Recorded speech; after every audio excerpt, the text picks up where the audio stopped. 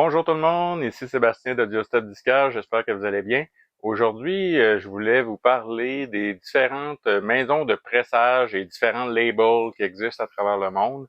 Je les couvrirai pas toutes parce qu'il y en existe une quantité infinie, mais je vais quand même vous parler des principales qui ont vu le jour il y a très longtemps et d'autres plus récentes et d'autres qui sont réputées aussi pour leur qualité de pressage.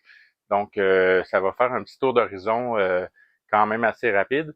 Et aussi, je voulais prendre le temps de vous remercier d'être toujours fidèle à notre chaîne. La chaîne grossit de plus en plus, donc partagez, abonnez-vous si c'est pas déjà fait, et puis vous pouvez toujours liker les vidéos ou encore nous envoyer vos commentaires directement dans les commentaires au bas, et ça nous fait plaisir d'y répondre. Donc, sur ce, on va commencer sans plus tarder mon tour d'horizon sur les labels et maisons de pressage. Premièrement, je vais parler des maisons de disques ou labels qui ont un côté peut-être un peu plus historique parce que ça fait longtemps qu'ils sont établis dans le marché. Certaines sont vraiment très anciennes, qui datent de plus de 100 ans déjà. C'est vraiment des maisons de disques réputées. Ça peut être intéressant d'en connaître parce que lorsque vient le temps d'acheter des vinyles usagés, on peut se fier quand même à ça là, pour avoir un pressage de qualité. C'est quand même intéressant à connaître. Vous allez voir tout au long de la vidéo, je vais mettre ici, vous allez avoir le logo et les labels, les fameux macarons qu'on retrouve sur les disques. J'en ai mis quelques-uns pour pouvoir identifier rapidement les maisons de disques en question. Ça peut être intéressant lors de vos recherches. Bien entendu, ils ne sont pas toutes là parce qu'avec les années, il y en a eu plusieurs variantes, plusieurs couleurs, etc. Mais j'ai mis ceux qu'on retrouve le plus fréquemment sur le marché. Donc, on commence tout de suite avec Atlantic Record. Atlantic Record a vu le jour aux États-Unis en 1947. Eux sont spécialisés surtout dans le soul, le jazz, le rock, le R&B. Ils sont réputés pour avoir produit des artistes de légende tels que Ray Charles, Aretha Franklin, Led Zeppelin, entre autres. On dit que les pressages originaux des années 50-60 d'Atlantic sont particulièrement recherchés. Si vous tombez là-dessus, vous avez peut-être trouvé un petit trésor. Voilà. On poursuit avec Blue Note Record. Blue Note est originaire des États-Unis, 1939. Blue Note est vraiment la maison là, réputée pour le jazz. Euh, donc, euh, les pressages de Blue Note des années 50-60 sont très recherchés. On parle notamment des séries Deep Groove et RVG Stamp, sont vraiment recherchés. Aujourd'hui, de nos jours, Blue Note produit la série Tone Poet et Classic Vinyl qui maintiennent une qualité exceptionnelle parce qu'ils sont masterisés par des ingénieurs de son là, tels que Kevin Gray, par exemple. C'est vraiment Blue Note, pour en posséder plusieurs, là, j'ai rarement de pressages Blue Note qui sont pas bons, vraiment un beau label de qualité à surveiller. On continue avec Capitol Record. Capitol Record, qui a vu le jour aux États-Unis en 1942, sont principalement connus pour le pop, le rock, le jazz surtout.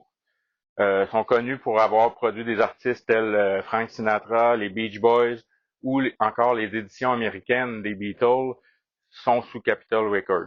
Très bon à savoir. Aussi, encore une fois, les pressages originaux, mono ou stéréo des années 50-60 de Capitol sont très recherchés. Toujours à surveiller. On poursuit avec Chess Record. Chess Record est originaire des États-Unis en 1950. Eux produisent principalement du blues, du rock and roll, du soul. Ils ont lancé des légendes telles Muddy Waters, Howlin' Wolf, Chuck Berry.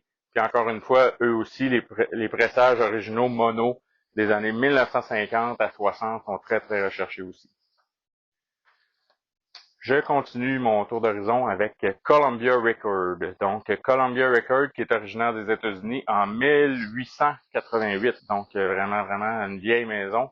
On se souvient que les vinyles ont été inventés autour des années 40-50, les 33 tours, mais avant, il y avait quand même de la production sonore qui se faisait.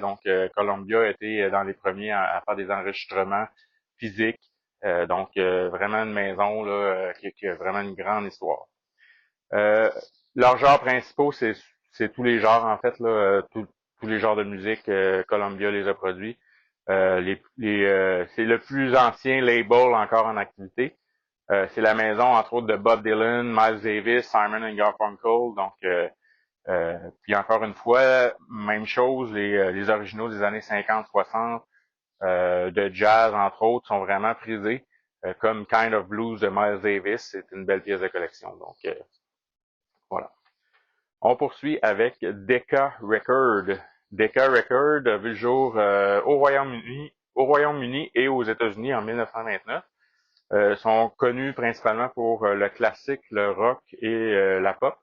Donc, en Europe, ils ont sont connus pour les enregistrements légendaires. On parle de la série FFSS en stéréo principalement. Et c'est aussi la maison qui a enregistré les Rolling Stones sur tous les premiers albums. Donc, les premiers albums UK des Rolling Stones sont sous l'étiquette Decca. Donc, à surveiller. Par la suite, on va du côté de l'Allemagne avec l'étiquette Deutsche Grammophon. Deutsche Grammophon, en fait, Deutsche est originaire d'Allemagne en 1898. Euh, Principalement, ils font que de la musique classique. Donc, pour les amateurs de classique, là, c'est sûr que vous connaissez ce logo-là et l'étiquette jaune. C'est une référence incontournable de la musique classique. Les pressages originaux des années 60-70 stéréo on dit qu'ils ont une très très bonne réputation, un son limpide et sont vraiment prisés des amateurs de musique classique. On poursuit avec Elektra Record aux États-Unis en 1950. Donc, les genres produits, on retrouve notamment du folk, du rock. C'est la maison qui a produit les Doors, Love, Tim Buckley, entre autres. Les pressages originaux des années 60-70 sont vraiment prisés des collectionneurs aussi. On continue avec Island Record. Island Record qui nous vient du Royaume-Uni 1959. Le genre principal de Island Record, c'est surtout le reggae, le rock, le folk. C'est la maison de Bob Marley, Cat Stevens, Traffic, U2, entre autres.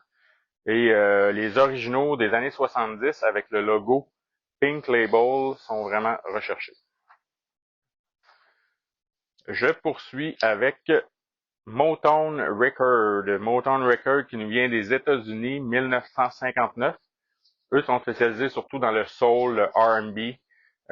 C'est grâce à eux qu'on a découvert beaucoup d'artistes noirs américains, entre autres Marvin Gaye, The Supremes, Stevie Wonders. Donc, à l'époque, ils produisaient aussi avec le label, sous le label Tamla Motown. Donc, c'était comme une collabo ou un sous-label, si on veut. Donc, les pressages originaux de l'époque de Détroit sous Tamla Motown sont très recherchés. Donc, c'est bon à savoir. Par la suite, on se dirige en Angleterre avec, en 1923, l'étiquette Parlophone. Donc, Parlophone qui produisait surtout du pop, du jazz, du rock. C'est le label original des Beatles en Angleterre. Donc, Parlophone a produit les premiers albums des Beatles, entre autres. Les pressages britanniques mono et stéréo des années 60 avant 1969 sont très recherchés de Parlophone. Je vais poursuivre cette fois avec une maison qui nous vient d'Allemagne. Il s'agit de Polydor Record. Donc, Polydor a vu le jour en 1924. Leurs genres principaux de musical, c'est le rock, le pop, le jazz, le classique, la musique électro, entre autres. C'est la maison de Jimi Hendrix, Cream, James Brown, Sting, etc. Donc, Paul Dore a souvent distribué des artistes locaux à l'international. Donc, ils ont joué un rôle très important au niveau local en Allemagne et aux alentours. Polydor a été un des premiers labels européens à signer des artistes de musique rock britannique pour pouvoir et les promouvoir aux États-Unis. Donc, bon exemple est Cream. Cream a passé sous Polydor et est devenu très populaire par la suite. Ensuite, on a Prestige Record. Prestige Record a vu le jour aux États-Unis en 1949. Eux sont spécialisés dans la musique jazz. Donc, c'est la maison de John Coltrane, Miles Davis, Sonny Rollin, entre autres. Les pressages originaux de 1950 à 60, même les années 60 aussi, avec le logo New York sur l'étiquette, sont très, très recherchés. Donc, Prestige Record, très belle maison de jazz. Par la suite, on va aux États-Unis toujours en 1901. On a la naissance de RCA Victor. Donc, RCA Victor, très, très grosse maison de disques. Donc, eux sont spécialisés dans le pop, le rock, le classique surtout. C'est le label de Elvis Presley. Donc, pas besoin de vous dire qu'ils ont vendu une tonne de disques.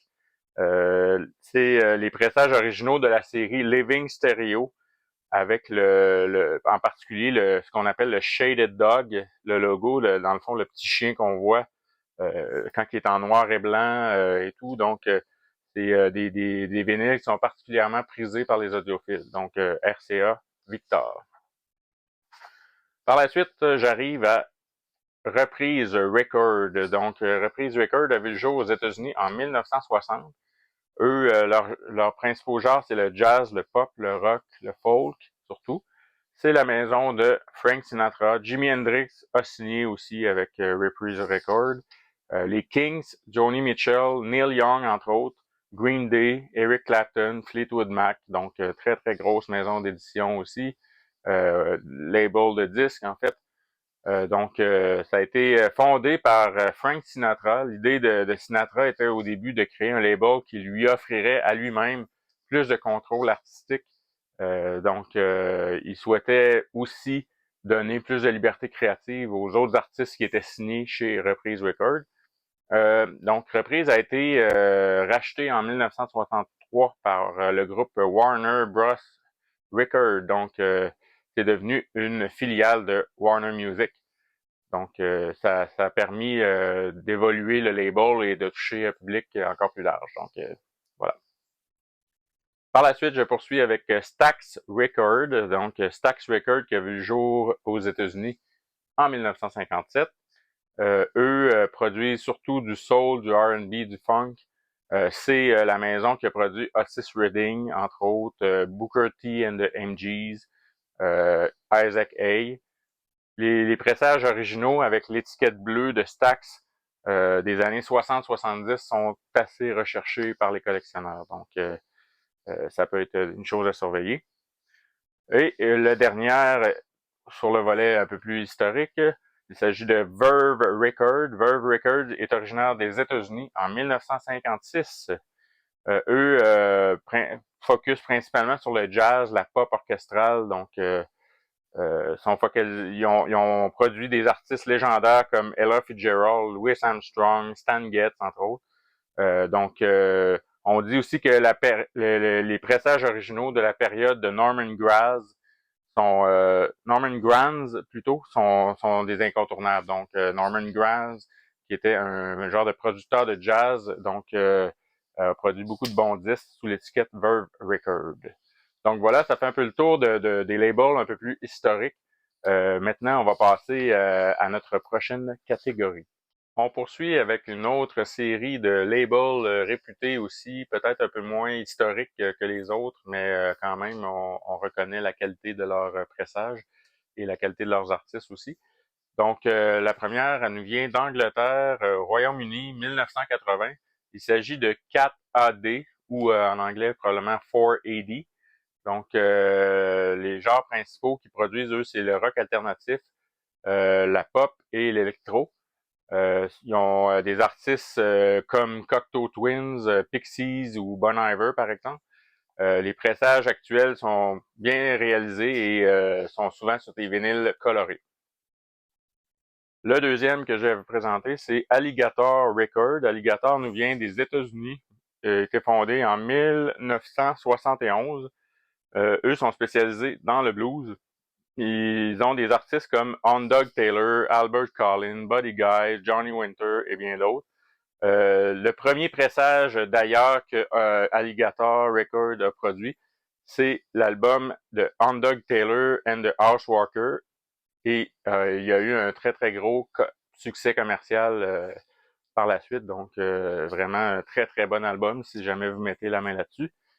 C'est un label qui a fortement fait découvrir le blues à de nouvelles générations aux États-Unis et ailleurs. Donc avec plus de 50 ans d'existence. C'est le plus vieux label indépendant dans le blues. Donc très important, Alligator Record. Moi, personnellement, j'ai beaucoup d'albums d'eux. Puis, j'ai jamais été déçu. Ils ont de très bons artistes. C'est vraiment très bien pressé. C'est vraiment superbe. Par la suite, on poursuit avec Banzai Record. Banzai Record, c'est une maison, un label qui est originaire du Canada, qui a été fondé en 1980, mais malheureusement n'existe plus aujourd'hui. Donc, eux, ils étaient spécialisés dans le genre métal. Donc, ils ont produit des artistes comme Metallica, Creator, Battery, entre autres. Au cours de leur existence, Banzai Records ont sorti un total de 111 titres, comprenant 92 albums LP, 12 EP, 3 disques 12 pouces, et un double album, 2 compilations et une copie promo. Donc, c'est pour donner un peu l'éventail. Il y a des collectionneurs aujourd'hui qui collectionnent cette étiquette-là et essaient d'avoir tous les disques de Banzai, donc sont très recherchés. Donc, c'est les premiers Metallica étaient sous Banzai, donc ça peut vous donner une idée. On dit qu'ils ont joué aussi un rôle crucial dans la, la, la, dans le fond, dans la diffusion du heavy metal, surtout au Canada. Donc, mais malheureusement, le label n'existe plus aujourd'hui. Par la suite, on poursuit avec Def Jam Record. Def Jam Record, qui est originaire des États-Unis, 1984. Eux sont principalement dans le hip-hop, le R&B, le rap, le soul, la pop. Ils ont eu des artistes comme Public Enemy, LL Cool J, les Beastie Boys, entre autres. Et c'est un label qui a été fondé par Rick Rubin, pardon, et Russell Simmons. Donc, Rick Rubin, qu'on connaît, le grand producteur de disques pour plein d'artistes. Donc, vraiment, il a travaillé avec les Beastie Boys, il a travaillé avec Slayer, il a travaillé avec un paquet d'artistes importants. Donc, c'est un label qui était basé à New York, à Manhattan. Par la suite, on poursuit avec le label ECM Record. ECM qui nous vient d'Allemagne en 1969. Eux sont spécialisés dans le jazz, la musique classique, la musique contemporaine surtout. Sont vraiment reconnus pour leur son cristallin, des enregistrements impeccables. Puis les pressages modernes ECM sont souvent de super grande qualité. Donc, on dit que c'est vraiment un beau label. Donc. Par la suite, je poursuis avec Rare Earth Record. Rare Earth Record, qui est originaire des États-Unis. Ils ont été actifs de 1969 à 1976. Malheureusement, l'étiquette n'existe plus aujourd'hui. Mais je voulais vous en parler parce qu'ils ont été, moi, je collectionne beaucoup le hard rock underground de cette période-là et Rare Earth sont très présents. Donc, leurs genres principaux, c'est le rock et le blues, entre autres. Et ils ont eu des artistes comme Rare Earth, dont le nom a été donné à l'étiquette elle-même. Tofat, Stoney Meatloaf. Stoney Meatloaf, c'est d'ailleurs le premier band de l'artiste Meatloaf qu'on connaît aujourd'hui. Il a fait ses débuts avec Rare Earth Records. Donc, c'est une filiale de Motown. C'était pour élargir un peu leur spectre au-delà du soul et du R&B. Donc, ils ont fondé l'étiquette plus rock Rare Earth. Par la suite, on a Sub Pop Records. Sub Pop Records qui nous vient des États-Unis, 1986. Leurs genres principaux, c'est surtout le rock alternatif, le grunge, le folk. Donc, Sub Pop a été très actif durant les années 90 avec Nirvana, entre autres, ou Fleet Fox. Donc, ils ont des pressages de qualité, souvent sur vinyle coloré ou des éditions limitées, des choses comme ça. Mais moi, je connais surtout Sub Pop à cause de Nirvana. Ça a été leur label pour tous les albums. Donc, vraiment un gros label.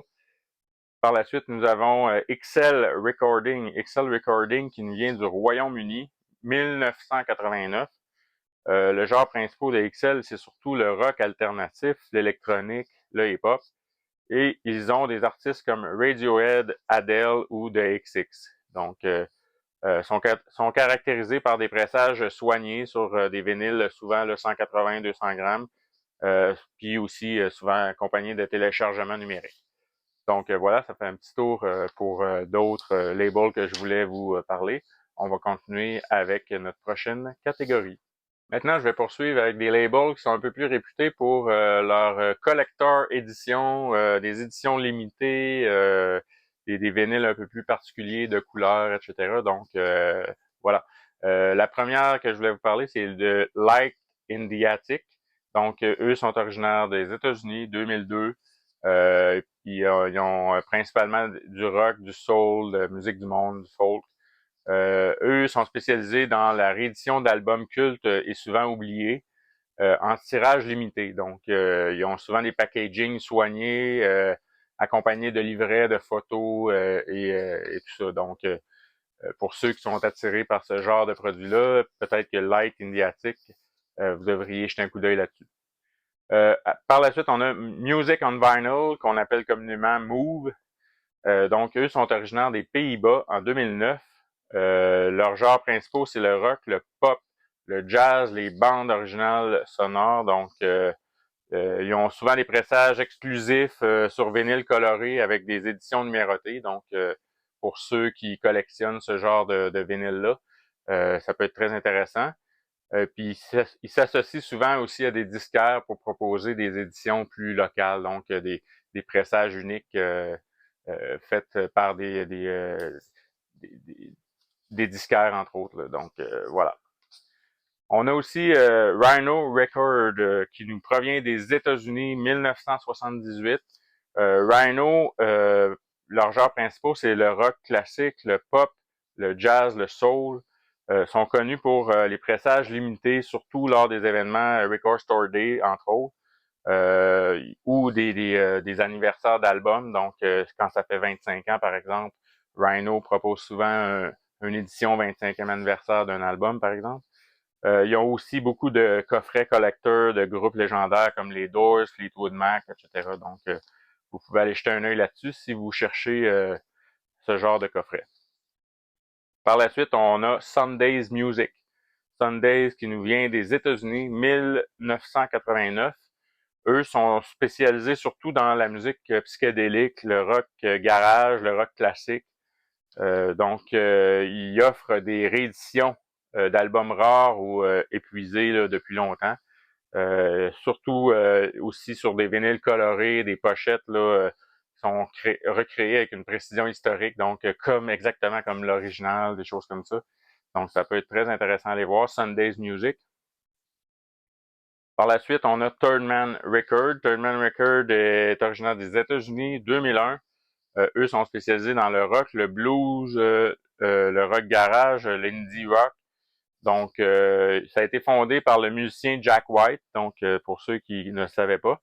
De plus, Third Man Record possède, en plus d'avoir une maison de pressage, ils ont une boutique à même la maison de pressage et un studio d'enregistrement où se produisent beaucoup d'artistes en live et Third Man Records sort des versions live de ces albums, des prestations qui ont eu lieu directement sur les lieux. Donc, ces éditions limitées-là sont vendues sur place seulement, souvent.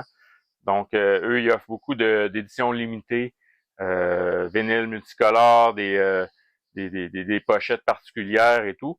Donc, c'est ça, ils ont beaucoup d'événements spéciaux. Donc, ça peut être vraiment intéressant d'aller, je pense qu'ils sont situés à Nashville. Donc, si vous allez par Nashville, vous pourriez arrêter chez Turnman Records. Ça serait sûrement très intéressant. Par la suite, on poursuit avec Vinyl Me Please. Vinyl Me Please est originaire des États-Unis, 2013. En fait, ils ont pas vraiment de genre, c'est tous les genres musicaux, le rap, le jazz, le rock, etc. Eux, ce qu'ils offrent, en fait, c'est un club d'abonnement, un peu comme l'ancienne Columbia House, si on veut. Donc, c'est un club d'abonnement qui offre des éditions de luxe, des repress de luxe de certains albums cultes. Donc, pour ceux que ça peut intéresser, là, les pressages sont vraiment de très, très haute qualité avec un mastering incroyable. Et on on offre aussi des packaging assez luxueux, donc des albums très avec la pochette cartonnée et tout, là, donc c'est très, on voit qu'il y a un soin qui a été accordé à leur vinyle, donc c'est vraiment des produits de luxe. Donc, ça fait le tour un peu pour les labels qui sont plus dits collector ou édition limitée. On va poursuivre avec les labels qui sont plus spécialisés dans l'audiophile maintenant. Je vais poursuivre maintenant avec les labels spécialisés en pressage audiophile. Donc, qu'est-ce que j'entends par là? En fait, c'est que je les appellerai pas maisons de disques parce qu'ils signent pas vraiment d'artistes, mais c'est vraiment des compagnies qui sont spécialisées dans la réédition de classiques de la musique de façon audiophile. En fait, ils accordent un très grand soin au mastering, font souvent des pressages sur des vinyles 180 à 200 grammes très épais, et aussi ont une très grande qualité de production au niveau de l'emballage, de la pochette, etc. Donc, c'est des disques de très haut de gamme qui se détaillent généralement entre 100, 150, 300, jusqu'à 300 dollars environ et plus. Donc, pour écouter ce genre de disque-là, généralement, c'est sûr que c'est conseillé d'avoir quand même un équipement de base assez intéressant. Donc, pour profiter du son qui sort de ces vinyles-là. Donc, ça prend quand même un système de son quand même assez haut de gamme. Donc, première maison que je voulais vous parler, c'est Acoustic Sound. Acoustic Sound qui est vraiment réputé dans le milieu. Sont originaires des États-Unis, 1992. Sont spécialisés surtout dans la réédition de classiques de jazz, de blues, de rock et de la musique classique. Ils font souvent des pressages sur 180 ou 200 grammes et sont masterisés souvent à partir des bandes analogiques. Donc, ils retravaillent le son, entre autres, à partir des bandes originales. Donc, c'est vraiment très intéressant. Et ils ont plusieurs séries au niveau de l'audiophile. Ils ont, par exemple, Analog Production, ils ont la série Ultra Tape, Acoustic Sound Series, ils ont la série UHQR. UHQR, entre autres, que je vous avais déjà peut-être présenté mon coffret Miles Davis, mais ça, c'est une version UHQR faite par Acoustic Sound et Analog Production. Donc, c'est vraiment de très bon comme son. C'est hallucinant. En plus, cette compagnie-là possède leur propre maison de pressage qui s'appelle Quality Record Pressing. Donc, c'est eux qui pressent eux-mêmes leur vinyle. Ils s'assurent comme ça d'avoir la qualité optimale. Vraiment une superbe compagnie à découvrir. Par la suite, on a Craft Recording. Craft Recording qui nous vient des États-Unis. Sont spécialisés dans la réédition de labels légendaires comme Stax, Prestige ou Fantasy. Donc, ils font des séries audiophiles à édition limitée. Ils font pas beaucoup de volume. Ils s'assurent d'avoir un contrôle de qualité sur le pressage comme ça. Donc, en faisant moins de pressage, peut-être des 1000, 5000 copies, ils s'assurent d'avoir une qualité maximum. Donc, après ça, on a aussi Impex Record. Impex Record qui nous vient des États-Unis. Eux sont spécialisés dans le jazz, le classique et les bandes sonores. Ils font aussi de faibles tirages pour garantir une qualité de son et travaillent le plus possible avec les bandes analogiques toujours. Donc, par la suite, on a Mobile Fidelity Sound Lab. Donc, Mobile Fidelity Sound Lab, autrement dit Mofi pour les intimes. On connaît plus sous le nom de Mofi.